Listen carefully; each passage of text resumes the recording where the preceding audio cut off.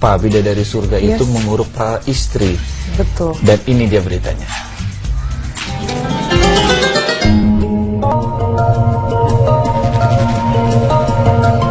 Kenapa bidadari surga mengutuk para istri? Al-Quran yang mulia sering sekali menyebutkan berbagai kenikmatan yang Allah janjikan kepada hambanya, yang mana akan diperoleh nanti di surga. Surga adalah sebuah tempat di alam akhirat yang penuh dengan keselamatan, kesejahteraan, kebahagiaan, dan kemuliaan. Di sanalah tempat segala keindahan dan kesenangan yang belum pernah kita lihat dan belum pernah kita nikmati di dunia. Karena itulah dalam surat Al-Kahfi ayat 31 dikatakan bahwa surga adalah sebaik-baiknya pahala dan merupakan tempat istirahat yang indah. Sedangkan Allah juga menegaskan dalam firman-Nya yang artinya, penghuni-penghuni surga pada hari itu paling baik tempat tinggalnya dan paling indah tempat istirahatnya. Quran Surah Al-Furqan ayat 24. Dari sepenggal firman Allah tersebut dapat disimpulkan betapa indahnya surga itu, di mana para hamba Allah yang dicintai berkumpul dan mendapat banyak kenikmatan, berbagai hidangan lezat dan menggiurkan, serta hidup kekal yang ditemani bidadari-bidadari surga. Pemirsa beriman, terkait dengan bidadari surga, sebenarnya Allah Subhanahu wa Ta'ala telah lama mempersiapkan para bidadari cantik ini yang kelak akan menemani dan menjadi istri seorang lelaki muslim. Dalam sebuah ayat Allah juga dijelaskan bahwa kecantikan bidadari surga ini tak tertandingi oleh jagat alam semesta beserta seluruh isinya. Begitu indah dan cantik wanita penduduk surga diciptakan Allah Subhanahu wa Ta'ala. Mereka diciptakan dengan bentuk dan sifat yang paling sempurna dan tidak dapat binasa. Sebagaimana firman Allah Ta'ala yang artinya, sesungguhnya kami menciptakan mereka wanita surga dengan langsung, dan kami jadikan mereka garis-garis perawan penuh cinta lagi sebaya umurnya. Quran Surah Al-Waqi'ah ayat 35 hingga 37. Namun, tahukah Anda apa tugas dari bidadari surga ini? Lantas mengapa bidadari surga bisa mengutuk istri di dunia? Pemirsa, inilah penjelasannya dari tim berita Islami masa kini. Para bidadari cantik yang diciptakan Allah di surga ternyata memiliki tugas menunggu. Siapa yang ditunggu oleh bidadari surga? Tak lain dan tak bukan adalah menunggu suaminya, yang merupakan seorang lelaki soleh yang senantiasa melakukan kebajikan selama di dunia sebelum datangnya kiamat. Kabarnya mereka juga selalu mendoakan atas suatu kebaikan bagi calon suaminya nanti. Tidak hanya mendoakan untuk calon suaminya kelak, para bidadari surga juga mendoakan para istri yang menjadi pasangan calon suaminya di dunia. Namun pemirsa, doa yang dipanjatkan oleh bidadari surga hanya berlaku bagi seorang istri yang durhaka dan selalu menyakiti hati suaminya yang taat pada Allah Subhanahu wa Ta'ala. Sebagaimana sebuah hadis dari Mu'az bin Jabal radhiyallahu anhu, Rasulullah sallallahu alaihi wasallam bersabda, jika seorang istri menyakiti suaminya di dunia, maka calon istrinya di akhirat dari kalangan bidadari akan berkata, janganlah engkau menyakitinya. Semoga Allah mencelakakanmu sebab ia hanya sementara berkumpul denganmu. Sebentar lagi ia akan berpisah dan akan kembali kepada kami. Hadis riwayat Tirmizi dan Ibnu Majah. Tersirat dari hadis tersebut, para bidadari sebenarnya memberikan nasihat sekaligus peringatan bagi para wanita untuk senantiasa menjaga hubungan baik dengan suaminya. Dan jangan sekali-kali menentang perintah baiknya, bahkan sampai tega melukai hati suami yang soleh. Lantas, apa yang harus dilakukan oleh para istri di dunia agar tidak didoakan keburukan? Pemirsa, kita tidak dapat menyalahi kodrat bahwa memang seorang wanita itu identik dengan banyak bicara. Akan tetapi, apabila telah menjadi seorang istri, maka sebaiknya jagalah lisan kita baik di depan suami maupun di depan orang lain. Karena Allah Subhanahu wa Ta'ala berfirman yang artinya, tiada suatu ucapan pun yang diucapkannya, melainkan ada di dekatnya malaikat pengawas yang selalu hadir.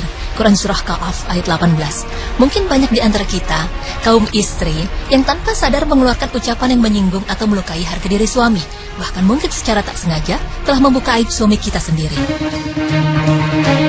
Patuh terhadap perintah suami, melayani suami dengan baik, sayang dengan keluarganya serta mengajarkan kebaikan kepada anak-anaknya, itulah ciri seorang istri yang solehah.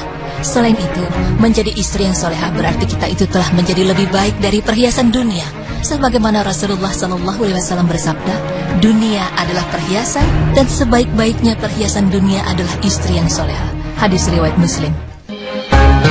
Pemirsa beriman, bidadari surga yang cantik itu memiliki tugas yaitu menunggu calon suaminya kelak. Mereka juga berdoa untuk calon suaminya dan juga berdoa untuk istri dari calon suaminya di dunia. Namun doa bidadari untuk istri hanya berlaku apabila istri menyakiti hati calon suaminya.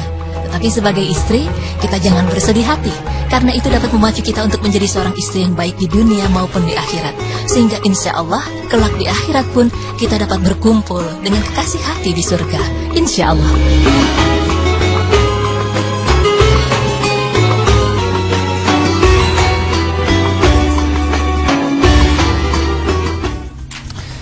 Subhanallah ya. Jadi surga itu adalah sebaik-baiknya tempat tinggal dan tempat istirahat. Di sini? Iya. Boleh tahu Pak, ini harganya berapa Pak? Oh, kalau itu ini kalau satu setel ini 120 nih. Oh, gitu. Ya. Bapak kalau dagang, maaf ya punten ya. Iya. Bapak kalau dagang ini seperti Rasulullah nggak? Insya Allah. Iya. Modalnya berapa? Modalnya ini saya ini dong, bukan kartu dong. Oh gitu, iya makanya kan mesti tahu modal. Kan kalau Rasulullah itu katanya kalau dalam berdagang, Iya. dia bilang beliau bilang modalnya sekian, Bapak mau kasih lebihan begitu. Bapak menerapkan kayak gitu nggak? Jarang sekali. Jarang sekali? Ya, kadang-kadang ya. Kadang-kadang ya? Ya kadang-kadang, tapi ya kebanyakan ya berdagang umumnya aja lah. Oh yang gitu. kita Rasulullah memang minim aja. Nah, ini dia nih. Pada saat kita mengaku cinta kepada Allah, mengaku kepada cinta kepada Rasulnya, tentunya kita wajib untuk meneladani sikap beliau. Nah, seperti apa caranya? Yuk sama-sama kita simak. Ini dia beritanya. Meneladani akhlak Rasulullah Sallallahu Alaihi Wasallam.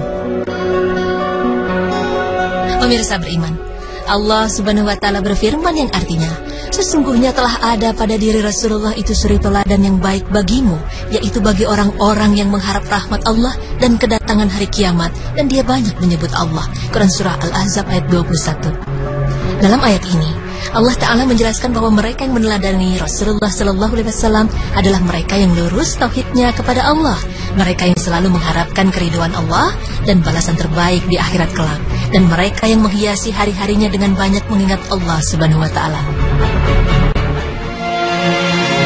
Akhlak yang mulia merupakan pilar kejayaan satu umat, terbukti dengan sempurnanya akhlak kaum muslimin di bawah binaan Rasulullah SAW, supaya orang-orang di sekelilingnya mau mengikuti. Beliau menerapkan akhlakul karimah terlebih dahulu pada dirinya. Di antaranya, akhlakul karimah sudah Rasulullah SAW contohkan bahkan jauh sebelum diangkat sebagai Nabi dan Rasul. Sifat jujur, amanah, cerdas, bertanggung jawab, serta mampu menjauhkan diri dari hal yang sia-sia dapat melahirkan kepercayaan yang tinggi dari masyarakat sekitarnya, hingga beliau Sallallahu Alaihi Wasallam diberi gelar Al-Amin. Hal tersebut tidaklah berubah bahkan setelah beliau diangkat sebagai Nabi dan Rasul. Sebuah hadis meriwayatkan bahwasannya Rasulullah itu pendiam sampai ia merasa perlu untuk bicara. Ia sangat ramah kepada setiap orang. Beliau tidak pernah mengucilkan seorang pun dalam pergaulannya. Beliau menghormati orang yang terhormat pada setiap kaum dan memerintahkan mereka untuk menjaga kaumnya. Beliau selalu bersikap hati-hati dengan berperilaku sopan untuk menunjukkan wajah yang ramah kepada mereka. Beliau suka menanyakan keadaan sahabat-sahabatnya dan keadaan orang-orang di sekitar mereka, misalnya keluarganya atau tetangganya. Dalam kehidupan berkeluarga, Rasulullah tidak malu untuk turun tangan dan meringankan pekerjaan istri. Sebuah hadis dari Aisyah radhiyallahu anha, beliau sering membantu istrinya. Bila datang waktu sholat, beliau pun keluar untuk menunaikan sholat. Hadis riwayat Bukhari.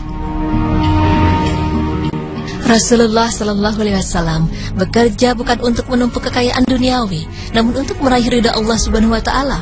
Penerapan akhlakul karimah dalam proses bekerja dicontohkan Rasulullah dengan cara melakukan yang terbaik, profesional dan tidak asal-asalan. Seperti ketika beliau berdagang, beliau bersedia menjelaskan dengan jujur tentang harga barang dan menjualnya dengan harga yang tidak jauh berbeda. Rasulullah menjadikan kerja sebagai aktualisasi keimanan dan ketakwaan. Setiap umatku masuk surga selain yang enggan. Para sahabatnya bertanya, wahai Rasulullah, lantas siapa yang enggan? Rasulullah menjawab, siapa yang taat kepadaku mengikuti aku masuk surga, dan siapa yang menyelisihi aku berarti ia enggan. Hadis riwayat Bukhari 6737. Dengan hadirnya bulan Rabiul Awal yang mana adalah bulan Rasulullah dilahirkan, ada baiknya kita semua tidak hanya sekedar merayakan. Alangkah lebih baik menjadikan bulan ini sebagai pengingat bagi kita semua akan pentingnya meneladani akhlak Rasulullah sebaik-baiknya contoh, serta menerapkannya dalam kehidupan yang kita jalani.